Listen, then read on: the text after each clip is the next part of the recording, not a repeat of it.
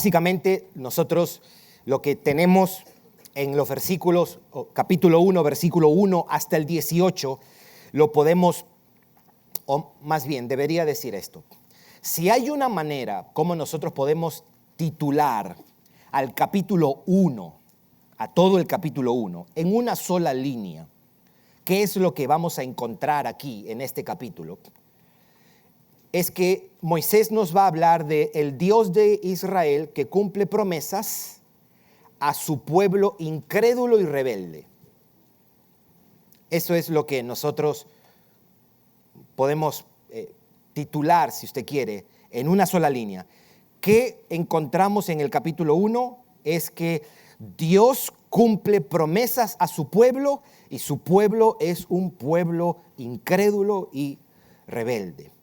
En estos 18 versículos he querido dividirlo en dos partes. La primera parte es que el Dios de Israel cumple sus promesas, versículos 1 hasta el 8. Y versículos 9 hasta el 18 vamos a ver el nombramiento de los jueces, ¿verdad? Vamos a mirar la necesidad de los jueces, el carácter de los jueces y la responsabilidad de los jueces. Y después vamos a ver brevemente por qué esto de los jueces está justo aquí. ¿Cuál es el sentido o cuál es el propósito de poner justo aquí esta situación de los jueces? Y al final, algunas palabras de aplicación. Eso es lo que nosotros empezamos mirando aquí. El Dios de Israel que cumple sus promesas. En los versículos 3 y 4, Moisés hace un repaso o un resumen de los años que han pasado. Se les recuerda que han sido 40 años. ¿Usted se imagina eso, mis hermanos? Y menciona en estos versículos 3 y 4, las victorias que Dios les dio contra los amorreos y contra el rey Basán. Ahora, la mención de los triunfos que el Señor les dio sirve para animarlos en un sentido ahora que entran a una tierra donde también hay enemigos. Fueron 40 años, mis hermanos, que duraron en el desierto. Y debería decir por su constante rebelión y desobediencia. Y fueron 40 años en los que Dios los soportó, les tuvo paciencia y no solo no los destruyó, sino que también les dio victoria sobre sus enemigos. ¿Cuánta paciencia y misericordia tiene Dios con su pueblo? En los versículos 6 y 7, Moisés les recuerda que Dios les ordenó que salgan del monte Horeb o Joreb. El monte Horeb es el lugar donde el Señor les dio sus leyes cuando ellos salieron de Egipto. Y Él les ordena, salgan de ahí, les había dicho, y debían avanzar a la tierra prometida, a la tierra que Dios les da, porque ellos la debían poseer. Ahora, el texto central, creo, de este pasaje es el versículo 8. Note lo que dice el versículo 8. Mirad, yo os he entregado la tierra. Entrad y poseed la tierra que Jehová, ¿cuál es la palabra que utiliza ahí Moisés? Juró a vuestros padres, Abraham, Isaac y Jacob, que las daría a ellos y a su descendencia. En otras palabras, Dios les entrega la tierra que le prometió a Abraham, a Isaac y a Jacob. Ahora, aunque Dios le había prometido a Moisés que les daría la tierra, en Éxodo 3, por ejemplo, versículos 6 al 8, aquí se menciona la promesa hecha a Abraham. Usted recordará, solamente para recordarlo, no lo tiene que buscar por ahora, en Génesis 12:1, el Señor le dice que salga a la tierra que te voy a mostrar. Y en Génesis 13:15, escuche lo que dice, porque toda la tierra que ves, le dijo a Abraham, la daré a ti y a tu descendencia para siempre. Lo que tenemos en el versículo 8 es que Dios está cumpliendo su promesa. Dios les entrega la tierra que Él prometió a Abraham. Entonces, hay algo que Moisés aquí quiere proclamar, es el hecho de que Jehová es un Dios que cumple lo que promete. El Señor está cumpliendo lo que prometió a Abraham. La promesa de una tierra de mucha abundancia. Usted recordará cómo describía una tierra que fluye leche y miel, un lugar. Esta tierra era un lugar donde iban a estar seguros, un lugar donde iban a tener un santuario y donde Dios sería adorado por su pueblo. Un lugar donde Él se encontraría con su pueblo y donde harían su habitación. Esa es la tierra en la que Dios iba a habitar en este mundo. Y sobre esa tierra Dios iba a enviar su bendición. Ahora, después que Dios los libra con mano poderosa, ha dicho, de los egipcios y los lleva, los soporta 40 años, los trae a los límites de esta tierra. Yo quiero que usted mantenga eso en perspectiva. Ellos están a la frontera de la tierra prometida, a punto de entrar. Y todo esto, mis hermanos, a pesar de su desobediencia. Dios no se echó para atrás. Dios no desistió de su obra, ni rompió su pacto, ni promesas. Dios continuó soportándolos, obrando en sus vidas, cumpliendo sus promesas y sobre todo llevando a cabo sus planes redentores. Dios no se detuvo. Eso es lo que nosotros tenemos en los versículos 1 al 8. ¿Qué tenemos en los versículos 9 al 18? Leamos versículo 9. En aquel tiempo yo os hablé diciendo, yo solo no puedo llevaros. Él está citando un texto del libro de Números. Versículo 10, Jehová vuestro Dios os ha multiplicado y aquí hoy vosotros sois como las estrellas del cielo en multitud. ¿Qué es lo que nosotros encontramos aquí en este nombramiento de los jueces? Aquí está establecido la necesidad. ¿Por qué ellos necesitaron jueces? Y el versículo 10 dice, Jehová vuestro Dios os ha multiplicado.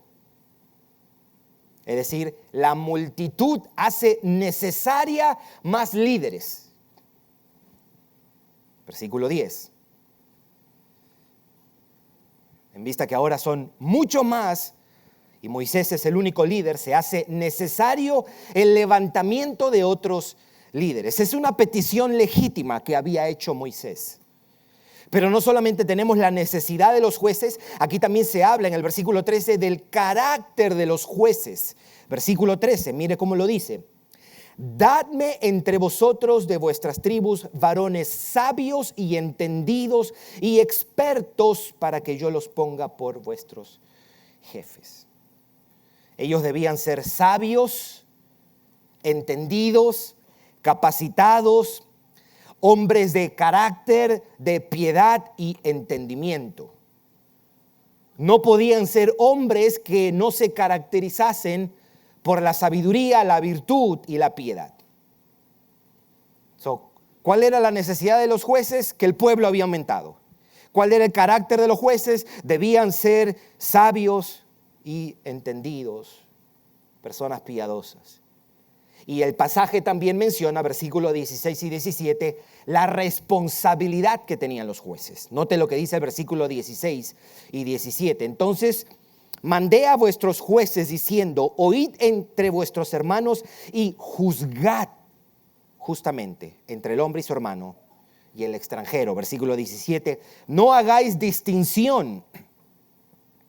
Este es el texto que después utiliza Santiago en el Nuevo Testamento para decir no hagas acepción de personas. Es de esta idea que surge. no tener favoritismo. Ellos debían juzgar con justicia, impartir justicia y debían hacerlo imparcialmente. Así que los jueces que Moisés levantó debían reflejar a Dios en su carácter y en sus funciones. Ellos debían ser, por decirlo de una manera, una extensión de la integridad y la justicia del Dios de Israel. Como representantes de Moisés y por extensión de Dios, ellos debían ser un ejemplo de pureza, de justicia, de sabiduría y rectitud. Es inevitable cuando uno llega a un pasaje como este, deducir que este pasaje nos apunta al principio de que Dios usa líderes para cuidar a su pueblo, y en la medida que un pueblo crece y las demandas aumentan, se hacen necesarios o necesarias también más líderes. Aquí tenemos el principio del liderazgo en un sentido para el pueblo de Dios. Y un reflejo, seguramente más de uno habrá pensado en esto, un reflejo de este pasaje lo encontramos en Primera de Timoteo, cuando Pablo le encarga a Timoteo ordenar o encargar a otros líderes. Estas personas debían ser maduras, es decir, tener carácter y también ser capaces.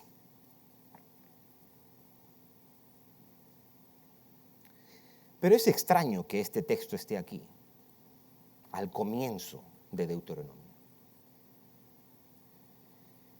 Y quiero sugerir que la mención de los jueces aquí tiene un mayor propósito. La razón de mencionar este episodio, o en este episodio, a los jueces, sirve para algo más importante. Y es para recordarles que Dios cumple promesas. No solo la promesa de una tierra, sino también la promesa de multiplicación. Nota el versículo 10 y 11. Nota el versículo 10 y 11. Jehová vuestro Dios os ha multiplicado, y he aquí hoy vosotros sois como las estrellas del cielo en multitud. ¿Qué les suena eso? ¿No les suena a lo que el Señor le dijo a Abraham? Versículo 11, Jehová Dios de vuestros padres os haga 1000 veces más de lo que ahora sois y os bendiga como os ha prometido. Versículo 11. Es más, quiero invitarte a buscar en Génesis, quiero que miremos esto. En Génesis 12, 1 al 3, note cómo lo dice, o 1 al 2 podemos decir. Génesis 12 dice, pero Jehová había dicho, ¿a quién? Abraham, vete de tu tierra y de tu parentela a la casa de tu padre, a la tierra que te mostraré, versículo 2, y haré de ti una nación grande. Tierra y descendencia. Es más, el versículo 13 es más puntual todavía, el capítulo 13. Capítulo 13, versículo 15. Capítulo 13 del libro de Génesis, versículo 15. Esto es el Señor hablándole a Abraham, porque toda la tierra que ves, ahí está la promesa, la daré a ti y a tu descendencia para siempre. ¿Qué le está prometiendo? Tierra. Versículo 16, y haré tu descendencia como el polvo de la tierra. ¿Qué le está prometiendo? Descendientes, multitud. La mención de los jueces no es solamente para decir que él buscó ayuda y la recibió. Moisés nos dice, Dios ha cumplido la promesa a Abraham de hacerle una gran multitud al punto que ya no puedo cuidar solo este pueblo. ¿Se entiende, mis hermanos? Ahora tengo que escoger jueces que me ayuden a cuidar este gran pueblo. Así que la aparición de jueces tiene que ver estrictamente con el hecho de que habían crecido tanto conforme a la promesa de Dios. Dios prometió una tierra, Dios se la dio. Dios prometió descendencia, Dios también se la dio. El Señor ha cumplido su promesa de hacerlos un pueblo numeroso, de hacerlos una multitud, al punto que Moisés, de acuerdo a este pasaje, necesitó jueces que lo ayudaran a cuidar el pueblo. Ese es el sentido de este pasaje. La tierra que les doy es la tierra que yo juré a vuestros padres, Abraham. Y aquí están y la estoy cumpliendo. Y Moisés trae la historia de los jueces esencialmente para recordarles, by the way, de paso, él no solamente ha cumplido la promesa de una tierra, él ha cumplido la promesa de una gran descendencia. Eso es lo que nosotros tenemos en estos versículos, mis hermanos. Ahora, a mí me gustaría mencionar dos cosas, ya tomando en cuenta toda la revelación de la Escritura. Quiero mencionar unas palabras respecto a las promesas de Dios, no solo porque es pertinente al tema, sino porque creo que ha habido mucha confusión en un sector de la iglesia cristiana respecto a las promesas. Quiero decir dos cosas. Una de ellas la voy a mencionar desde el libro de Hechos, o si tú puedes tener tu Biblia abierta, en particular en el libro de los Hechos. Las dos cosas que quiero decir son estas. La primera es que la gran promesa de Dios a su pueblo se llama Jesucristo. ¿Escuchó?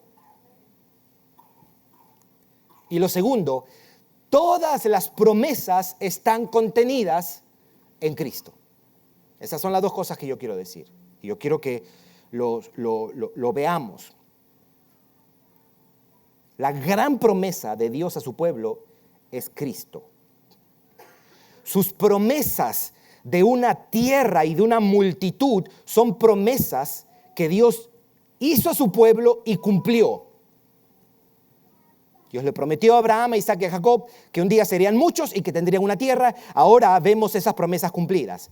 Sin embargo, esas promesas eran las promesas que servían para una promesa mayor. Eran las promesas iniciales de una promesa superior. ¿Cuál es esa promesa? La promesa de un Mesías, la promesa de un Salvador. Hechos 13, versículo 16 al 23. Hechos 13. Este es el primer sermón registrado en Hechos del apóstol Pablo. Note cómo lo dice. Capítulo 13, versículo 16. Dice, ¿lo tiene? Entonces Pablo, levantándose, hecha señal de silencio con la mano, dijo: varones israelitas y los que teméis a Dios, oíd. Versículo 17. El Dios de este pueblo de Israel escogió a nuestros padres y enalteció al pueblo, siendo ellos extranjeros en tierra de Egipto, y con brazo levantado los sacó de ella. Versículo 18. Y por un tiempo como de 40 años los soportó en el desierto. Versículo 19. Y habiendo destruido 7 naciones en la tierra de Canaán, les dio en herencia su territorio. Esto es Deuteronomio. Él está hablando de Deuteronomio aquí. Versículo 20. Después, como por 450 años, les dio jueces hasta el profeta Samuel. Luego pidieron rey y Dios les dio a Saúl, hijo de Cis, varón de la tribu de Benjamín, por 40 años. Versículos 22 y 23.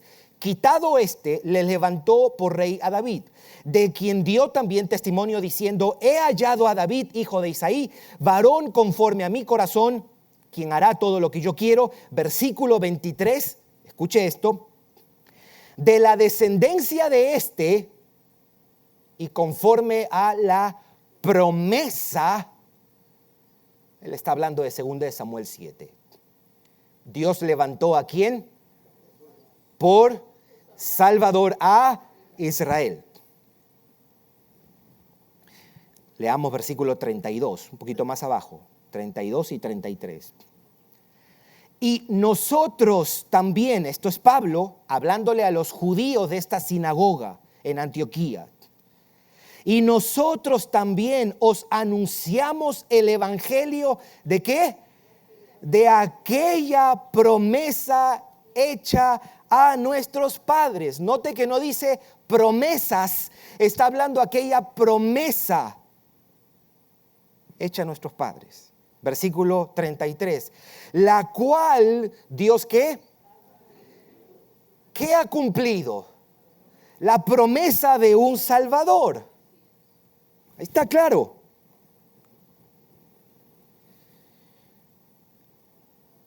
Ha cumplido a los hijos de ellos, a nosotros, resucitando a Jesús, como está escrito también en el Salmo 2, mi hijo eres tú, yo te he entregado hoy.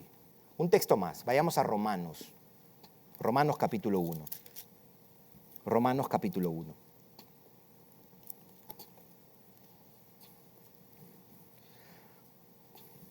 Versículo 1 al 3.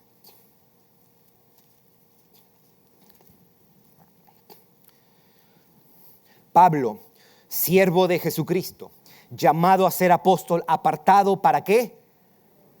Para el evangelio de Dios o para las buenas noticias de Dios. Versículo 2, que él había ¿qué? Antes por sus profetas en las santas escrituras, ¿acerca de quién? Nuestro Señor Jesucristo, que era del linaje de David según la carne. Pablo habla de Dios había prometido algo y Dios ha cumplido lo que prometió a su pueblo. Aquí nosotros hemos mirado, Dios ha cumplido la promesa de una tierra y de una multitud. Esas promesas eran las promesas preliminares para que hubiera un pueblo en un lugar del mundo donde llegaría ese Mesías Salvador. ¿Se entiende, mis hermanos? Esas promesas de una tierra y un pueblo, una multitud, preparaban el escenario para la gran promesa. ¿Cuál es la promesa de salvación en Cristo? Esas promesas terrenales, tierra y multitud, eran solo un anticipo de una promesa celestial. Las promesas temporales eran un anticipo de una promesa eterna. Así que el cumplimiento de estas promesas, tierra y multitud, servían para ayudarlos a crecer en su confianza en el Dios que salva. Las promesas cumplidas para los israelitas de los días de Deuteronomio debían llevarlos a mirar a Dios y a fortalecer su confianza en Él. Esas promesas cumplidas que miramos en Deuteronomio capítulo 1 servían para que aprendieran a confiar más en el Dios que redime, para estimular, por decirlo de una manera, su fe en algo más trascendente y permanente, entiéndase, un Mesías. Por eso es que estoy diciendo, la gran promesa de Dios a su pueblo se llama Cristo. Pero lo segundo es que todas las promesas están contenidas en Cristo. Todas las promesas de Dios están en Cristo. Yo voy a leer esto solamente, si usted quiere anotarlo, 2 Corintios 1:20, hablando de Cristo. Todas las promesas de Dios en Cristo o en Él son sí y en Él amén. Todas las promesas de Dios son en Él sí y en Él amén. Queriendo decir que todas las promesas de Dios en el Antiguo Testamento están vinculadas a lo que Cristo, a lo que Dios más bien haría en Cristo.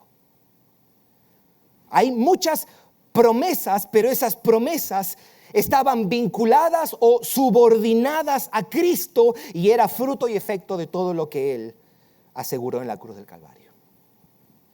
La mayor promesa para el pueblo de Dios era la salvación y Dios la ha cumplido en Cristo Jesús. ¿Estamos, mis hermanos?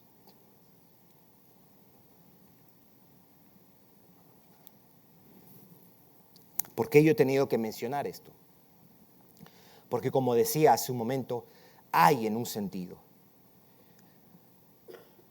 una idea de que Dios ha prometido de que todo nos va a salir bien aquí humanamente hablando, terrenalmente hablando. Y eso no es cierto.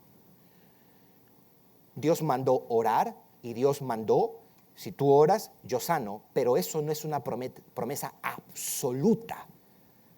Como si Dios dejase al lado su soberanía y dice, no, yo te prometo que todo lo que tú ores yo voy a sanar. Eso no Él ha prometido. Dios sigue siendo soberano y Él quiere que su pueblo ore, pero también quiere que entienda que Él es soberano y a veces no responde como quisiéramos. Y eso está bien, porque Él es más sabio que nosotros. Dios nunca prometió sanar toda enfermedad, porque si ese fuese el caso, solamente para darle un ejemplo, entonces Pablo le hubiese pedido a Timoteo, Timoteo, tienes que orar porque estás enfermo del estómago. No, ¿sabe qué le dijo? Toma un poco de vino. No le dijo que se emborrachara con vino, toma vino por tus enfermedades. Pero es un ejemplo de que Pablo no entendía que Dios ha prometido sanar todas las enfermedades. Nosotros tenemos que orar sabiendo que Dios puede sanar, pero al final se hace su sabia y buena voluntad para nosotros. Dios nunca prometió ni hizo promesas de prosperidad financiera, ni de felicidad familiar. El día que yo me case seré feliz. No está prometido, no está prometido. Al contrario, Jesús prometió y aseguró otra cosa. En el mundo tendréis, pero confiad. Su promesa es superior a las promesas de carácter temporal, mis hermanos. Sus mejores promesas no están sujetas a las condiciones de este mundo ni a las circunstancias adversas. El Señor hizo una sola promesa en la que estaban contenidas gloriosas promesas. Él prometió un Salvador y ha cumplido al enviarlo. Ahora, todas las cosas que necesitamos están enteramente en Cristo Jesús. Todas las bendiciones que Él prometió están contenidas en Cristo. Todos los beneficios de la redención están unidos a Cristo Jesús. En Cristo está nuestra vida o nuestra nueva vida. En Cristo está el perdón de nuestros pecados. En Él está la paz que nosotros necesitamos. En Él tenemos un Padre que nos proveerá y protegerá. En Él tenemos la seguridad de la vida eterna. Por eso decimos, todas las necesidades, mis hermanos, de vida, de perdón, de pertenencia, de compañía, de protección y de vida eterna, Dios lo ha provisto en Cristo Jesús. Al pueblo, para terminar, al pueblo del Antiguo Testamento se le hizo promesas, pero a nosotros se nos dieron mejores promesas, dice el autor de Hebreos, capítulo 8, versículo 6. A ellos se les prometió heredar una tierra física. A nosotros, los creyentes, se nos dice que somos herederos del mundo en 1 Corintios capítulo 3, versículo 22. Entonces, si usted no ha comprado una casa, usted es bíblico, usted dice, no, pero yo soy dueño del mundo porque estoy en Cristo Jesús. ¿Y por qué se ríe? Eso es verdad. Usted es dueño del mundo de acuerdo a 1 Corintios capítulo 3, versículo 22.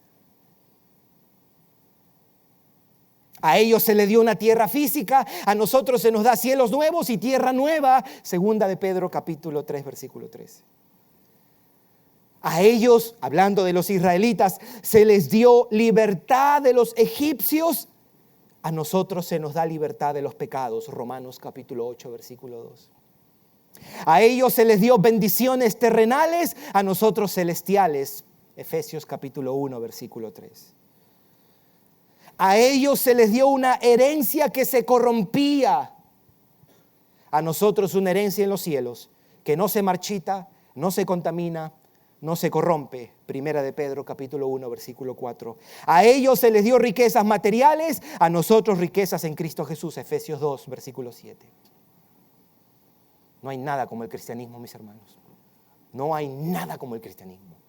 es verdad. Cristo es suficiente, mis hermanos.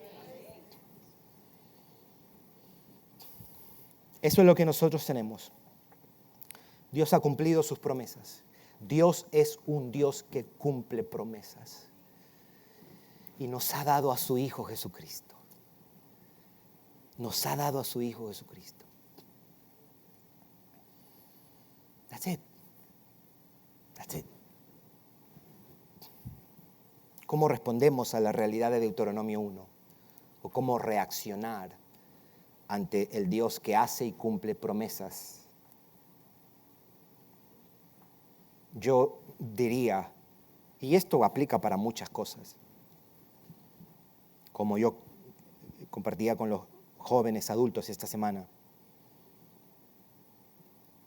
Como cuando uno lee Deuteronomio capítulo 1, versículo 1 al 18, y uno escucha y mira, este pasaje me está recordando que Dios es un Dios que cumple promesas.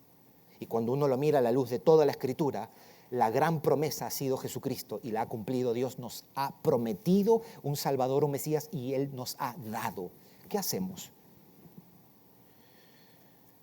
Yo diría algo como AAA, la triple A. Admirar, alabar y abrazar al Dios que ha cumplido su promesa en Cristo Jesús. Yo creo que hay cristianos que son honestos, son humildes y pueden reconocer cuando algo está mal en sus vidas. Y pueden decir, yo no esto, yo lo otro. Pero yo creo que a veces nos falta este elemento de pausar para admirar todo lo que Dios es y todo lo que nos ha dado. Antes del servicio orábamos, una hermana estaba pidiendo que seamos más agradecidos y podamos celebrar en lugar de estar quejándonos. Nosotros debemos contemplar al Dios de la Biblia y admirarlo. ¿Por qué? Porque ha cumplido sus promesas, mis hermanos. Pero no solamente admirarlo, sino también alabarlo. Alabar y dar gracias al Dios que cumple sus promesas. Y tercero, abrazar por la fe a esa promesa que se llama Jesucristo y al Dios que lo promete.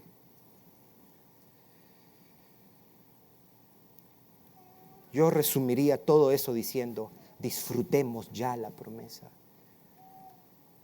Por eso es que decimos, estamos bien aún en la aflicción, mis hermanos. Ya usted y yo tenemos todo lo que necesitamos. Cuando consideremos este pasaje, podemos ponderar, podemos admirar y abrazar a este Dios. Él prometió estar contigo y nunca dejarte. ¿Se acuerda? ¿Por qué yo puedo agarrar? ¿Por qué podemos agarrar? Y uno tiene que ser cuidadoso y uno tiene que ser responsable, ¿verdad? Yo no puedo agarrar la promesa de Abraham y decir, como le prometió a Abraham una tierra, me imagino yo también tengo una tierra que me ha prometido. Uno no es arbitrario porque uno tiene que tomar en cuenta todo lo que hemos mirado ahora. La mayor necesidad no es de una tierra y no es de sanidad física y no es de cuestiones materiales. La mayor necesidad de los hombres es de salvación y Dios ha prometido y lo ha cumplido en Cristo Jesús. Eso es, mis hermanos. ¿Por qué puedo agarrar, por ejemplo, Isaías 41:10? Algunos de ustedes se lo saben. No temas, porque yo estoy contigo. No desmayes, porque yo soy Jehová tu Dios que te sustento. Siempre te ayudaré, siempre te sustentaré con la diestra de mi justicia. ¿Por qué Dios puede hacer eso? Porque Dios ha estado con nosotros en Cristo y ahora lo hace por medio de su Espíritu. No es arbitrariamente que yo agarro y me apropio de todas esas promesas y como le dijo Jeremías 29:11, yo te daré el fin que tú esperas, yo esa mía me la apropio. Hey, relax. Dios prometió algo mucho mejor que beneficios terrenales, que no están sujetos a todo lo que nos pase aquí, pero Él prometió estar conmigo y nunca dejarme. Él prometió que me proveerá, nunca te va a faltar nada. ¿Por qué? Bueno, una de las razones es porque Él es mi Padre. Él es tu Padre. Él va a cuidar de ti. Te botaron de un trabajo, Él va a cuidar de ti. Y si Él tiene que usar cuervos, Él va a usar cuervos, pero Él te va a proveer. Porque en Cristo Jesús, Dios es tu Padre. Él prometió, Romanos 8:28, que todo obrará para bien para los que aman al Señor. Incluyendo las cosas difíciles, desafiantes, las tragedias, los problemas, todo obrará para bien. Él dijo: lo que yo empecé, yo también lo voy a perfeccionar y lo voy a terminar hasta el día de Jesucristo. Él prometió que te sustentará. Él prometió que si tú confiesas tu pecado y tú te apartas, tú alcanzarás misericordia. Él prometió preparar un lugar, volver por nosotros y llevarnos, mis hermanos. Cristo va a volver por su iglesia, mis hermanos, y nos va a llevar a estar con Él por siempre. Y a partir de ese momento vamos a ver el rostro de Cristo y no va a haber más lucha con el pecado, no va a haber más gemir, como dice Romanos capítulo 8. Nosotros vamos a estar con nuestro Salvador en plena exuberancia con Él, gozándonos eternamente, celebrando sin lágrima, sin dolor, sin angustia. No habrá muerte porque las cosas primeras habrán pasado. Nosotros tenemos mucho mejores promesas que bendiciones terrenales, mis hermanos. Las bendiciones de Dios pueden estar vigentes y te pueden servir, aun cuando te digan te quedan 2 días de vida, y aun cuando te digan está condenado a cadena perpetua por predicar el evangelio en un país donde está prohibido hablar. Tú puedes estar en la prisión, camino a la pena de muerte, y las promesas de Dios van a ser reales ahí, porque todas las promesas de Dios son sí en Cristo Jesús. Mi hermano, no hay nada mejor que Jesucristo. No hay nadie mejor que Jesucristo. No hay nada mejor que el cristianismo. El cristianismo es lo mejor que hay, porque es el Dios de los cielos quien lo aseguró. Cuando nosotros pensemos promesas, ya Dios cumplió su promesa.